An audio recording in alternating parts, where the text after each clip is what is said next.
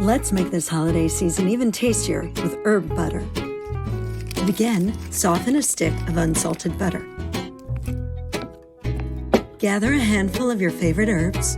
I like to use whatever fresh herbs I have on hand. That often includes rosemary, oregano, thyme, scallions, and a sprinkling of calendula petals.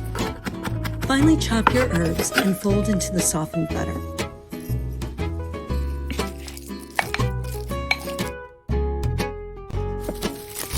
Line your container of choice with plastic wrap and fill with butter. Place in the refrigerator to set for an hour or so. If desired, once the butter is set, decorate with herbs and edible flowers. Keep in the refrigerator or freeze to store. Enjoy!